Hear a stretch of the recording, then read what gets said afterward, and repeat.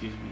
So, with the money in the bank right behind us, I decided to shoot a quick video and shoot a quick rundown of the matches. So, I don't remember a lot of matches by heart, but I'm going to do my best to remember them. And if I do forget any of them, I'll shoot a quick upload. So,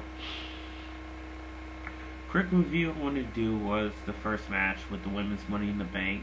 I gotta say that match was great. The match was great. It was very exhilarating, and there was a lot of tempo in that match. And I feel like Charlotte and Tamina was so great and exhilarating, showing their aggression in the match. And then with Becky Lynch and also Natalia being huge contributors in that match, serving as the huge factor too.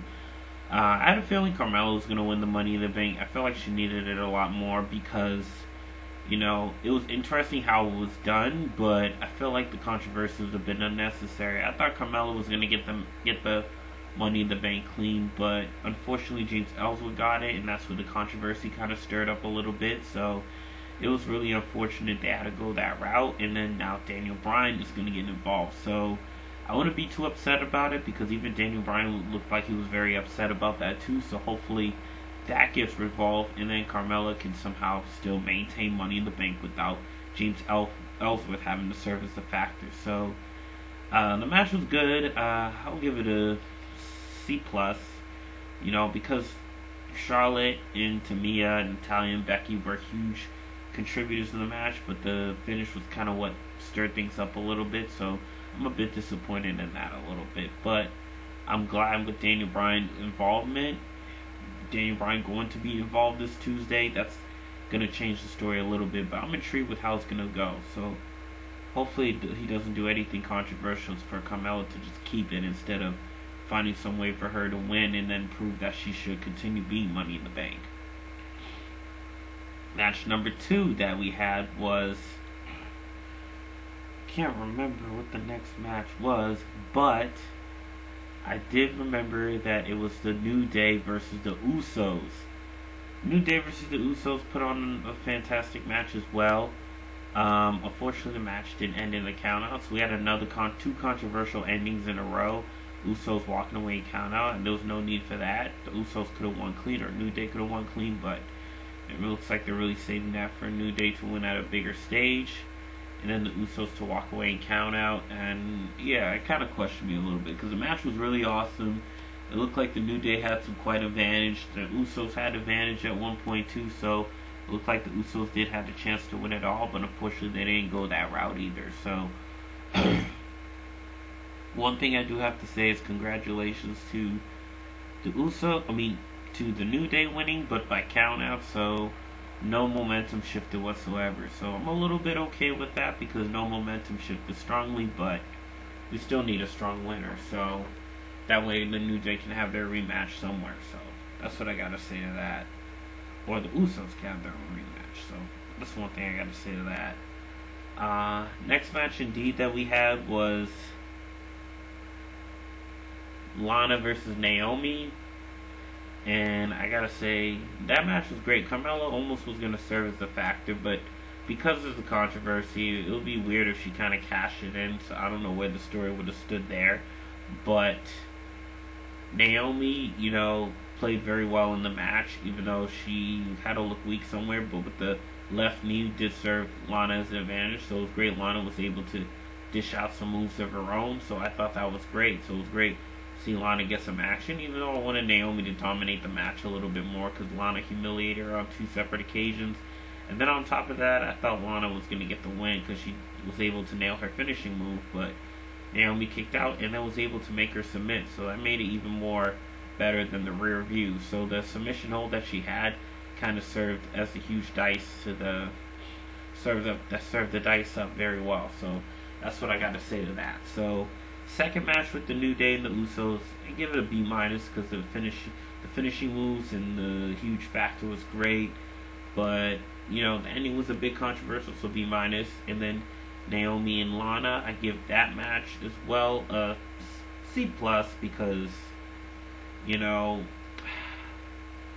it would be great to see Naomi dominate the match a little bit more, but Lana had to even it out a little bit. So it was good as well. So that's what I gotta say to that. It was a bit of an even field. So yeah, it was a great Naomi win, blissfully enough. Because if Carmella was gonna cash it in, she should have cashed it on Lana, not Naomi. Next match that we did have was Tyler Breeze and Breezango against the Ascension.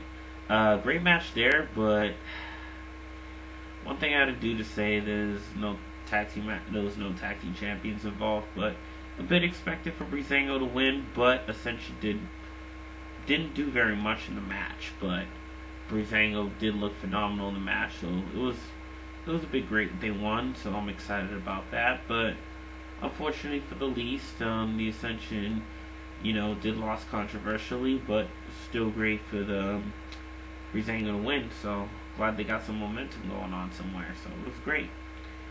So yeah, match, give it a C. It was a good average match, but it wasn't like fantastic or spectacular in some way. So next match that we did have was Randy Orton and the Maharaja Jinder Mahal. I feel like they put a lot of pressure on Randy Orton with all the legends sitting in front row. But one thing I could say to that is it did serve up the story very well. So once again, the Bollywood boys end up getting involved, serving as a factor in the match. And Randy Orton did lose, and Jinder Mahal wins once again. Randy Orton served up another RKO, and Jinder Mahal looks like he was on the road to victory. But unfortunately, the Singh brothers end up being huge factors in the match. It looked like he was about to get thrown out, but unfortunately he stuck around and paid the price for it, while Randy Orton completely beat the holy crap out of them. But Randy Orton's going to get back to his opponent, and then Jinder Mahal ends up wailing on his finishing move to serve up the victory for him, which I was completely distraught because I was like, man, I could not believe Randy Orton lost once again. I thought this was his victory, but unfortunately it wasn't. In his hometown, he lost. That happened to Bayley, now Randy Orton. I don't know what's going to happen next. Sasha Banks even lost in her hometown, but in Boston. So that was a bit unfortunate as well. But one thing I could have said, man, Randy Orton looked completely fantastic. But the Singh brothers, great factors for Jinder Mahal to dish up the victory again to continue his title run. That's what I got to say to that. So, next match was the Money in the Bank main event. And to be honest, I fell asleep and saw a good bit of the match, but the match looked great. Shinsuke Nakamura before the match got wailed on by Baron Corbin, but made his big comeback to fought back against Baron Corbin, Dolph Ziggler, AJ Styles, Sami Zayn, Kevin Owens served up at the match very well, which I thought was great, and then Sami Zayn was on the good Thunder Bomb as well. So there were some great highlights in the match that I did enjoy watching.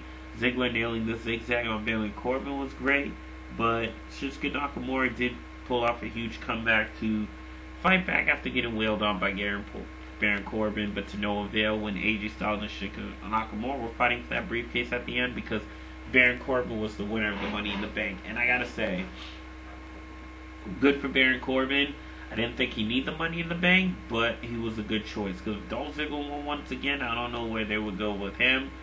Humiliating Jinder Mahal, but Baron Corbin, I'm excited. I'm all in for it. So hopefully he ends up getting the Money in the Bank, and then hopefully he wins the WWE title one way or another. But hopefully the Money in the Bank doesn't break him down in any way, but hopefully that brings him up. So that's what I gotta say to that, man. So one thing I could have said, man, for Baron Corbin, he's been on a roll. Hopefully he becomes a top tier in the SmackDown roster, and hopefully becomes, one of the huge main eventers other than Jinder Mahal. So I felt like Baron Corbin really deserved it. Not really Jinder Mahal. I enjoy the character a little bit, but they could have done a lot more with him. That's what I kind of felt like. And then with Baron Corbin, I gotta say, I see a lot of potential with him. Hopefully the Money in the Bank really boosts him up and doesn't bring him back to the status quo, like with a lot of other wrestlers as well. So Money in the Bank was a really good pay-per-view. I wouldn't say it was spectacular. A couple matches had some issues, but the rest of the pay-per-view was good. It was enjoyable to watch, but they only did have one filler match with Breezango and Ascension, but Breezango has been entertaining, so I've been enjoying them. So they've been good to watch. So one thing I could say to that is kudos. That's what I got to say to that. So I enjoy the Money in the Bank pay-per-view. It's the first pay-per-view I saw live since, you know, yeah, because I did try watching Extreme Rules, but I was watching the NBA playoffs, but this is the first pay-per-view since NBA and NFL are on their off season, so I'm glad to watch it. So hopefully you guys enjoy my review, and I'll catch you on the flip. Peace out.